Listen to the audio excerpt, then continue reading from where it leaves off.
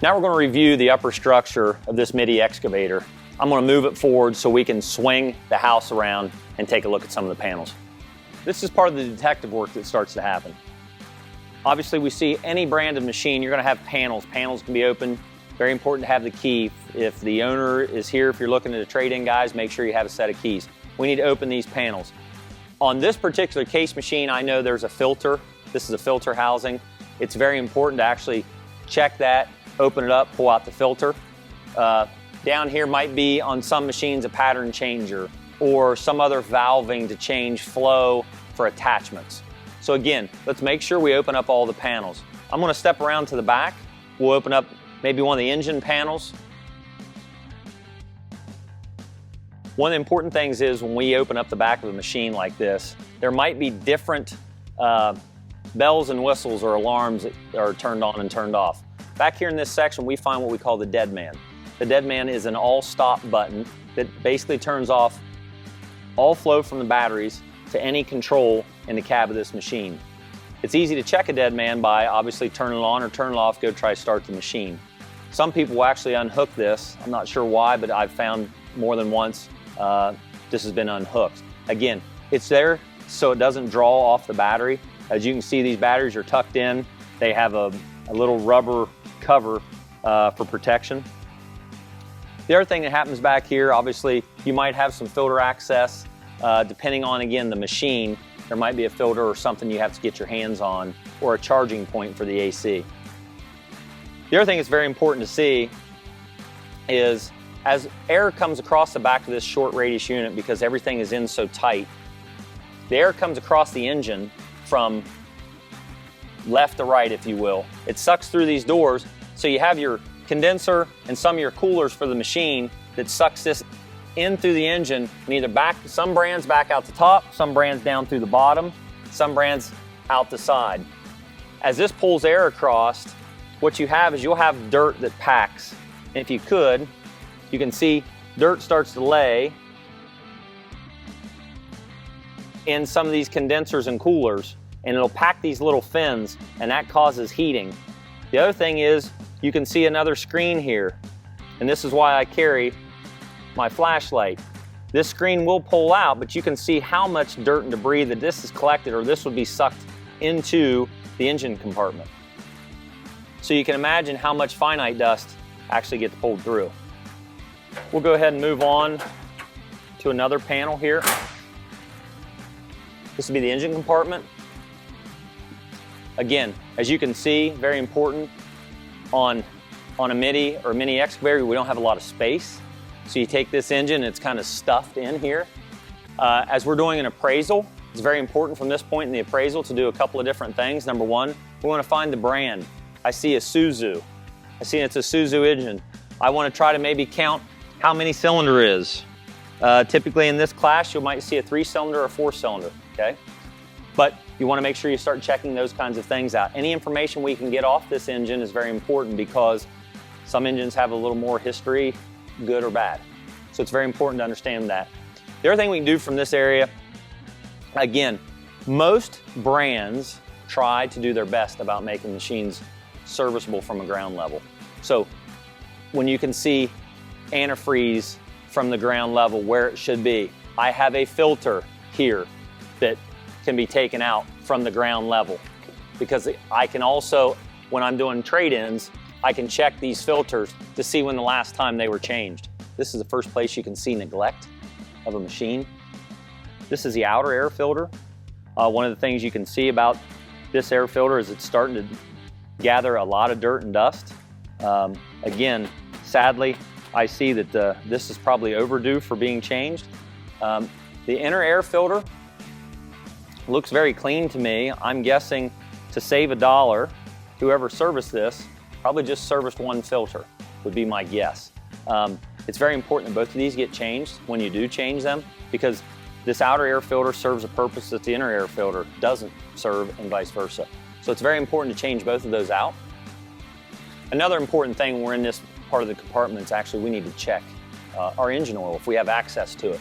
Again, this case product from ground level gives you the opportunity to reach in and grab your engine oil check. Now, there's some very distinctive things that happens when we start checking oil. Is we need to make sure we look at the color of the oil.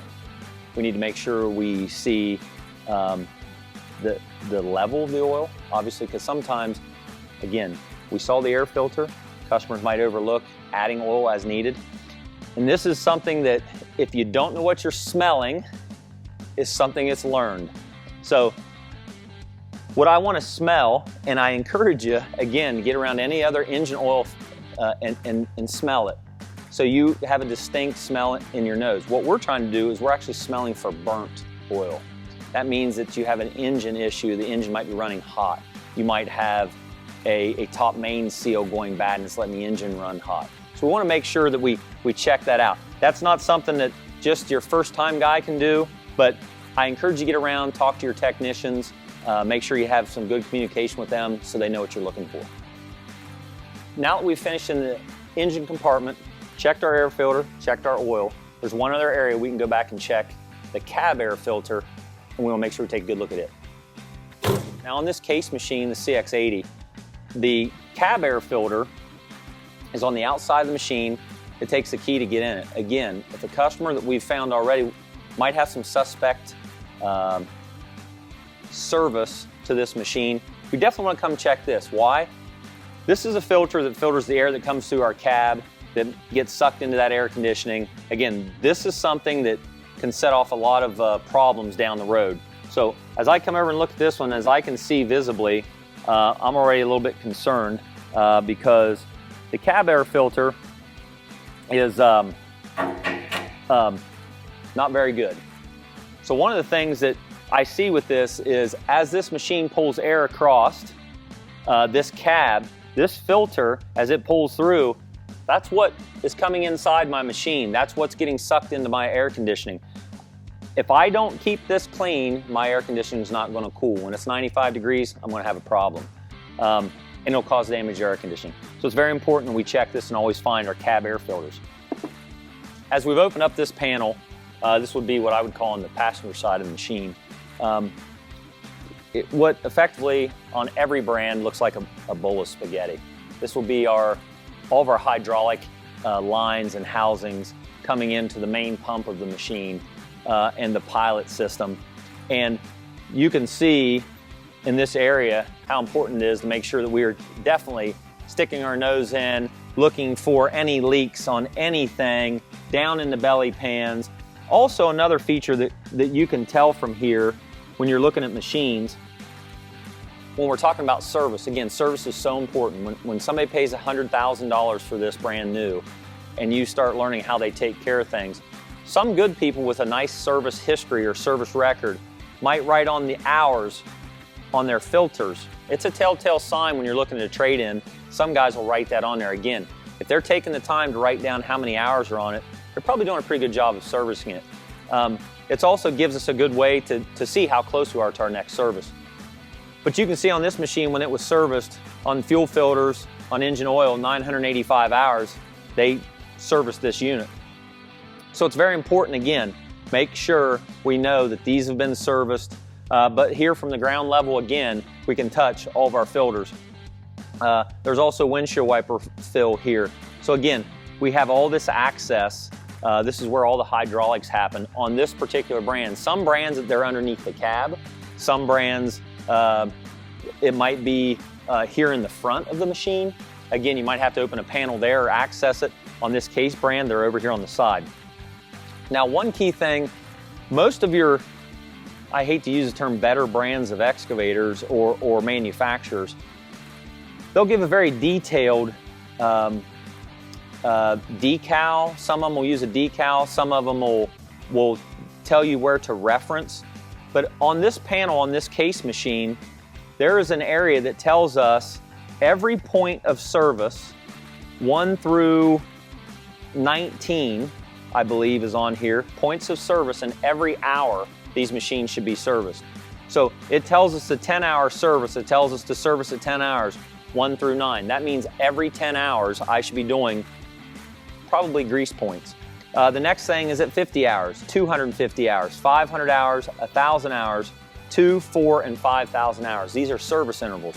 And it tells us exactly what has to be serviced what has to be changed and what has to be checked. So that's a nice thing to find. So when you look around on these machines, pay attention to that.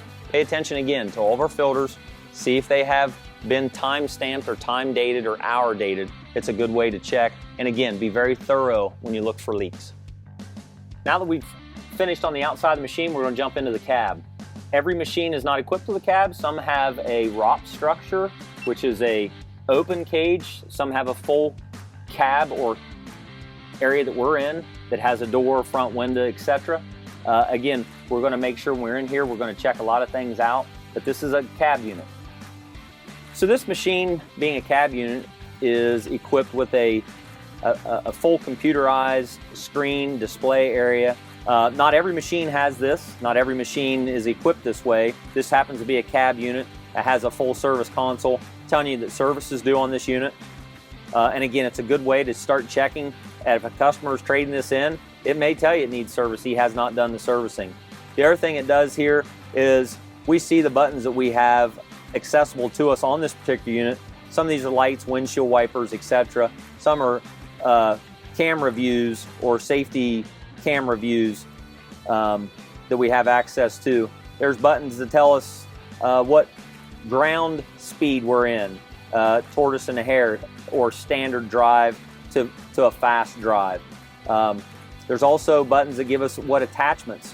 It would give us flow pre-settings in this computer. So if we want to put, again, we've talked about this particular machine has a nibbler breaker, we believe hydraulics. So we could do a multi-functioning tool here, like a jaw crusher or a hydraulic thumb. Or we could switch into one-way hydraulic type of attachments, which would be a hammer or a plate tamper. So again, we want to go through and make sure these functions work. Also, this machine is equipped with an automatic decel or a deceleration button.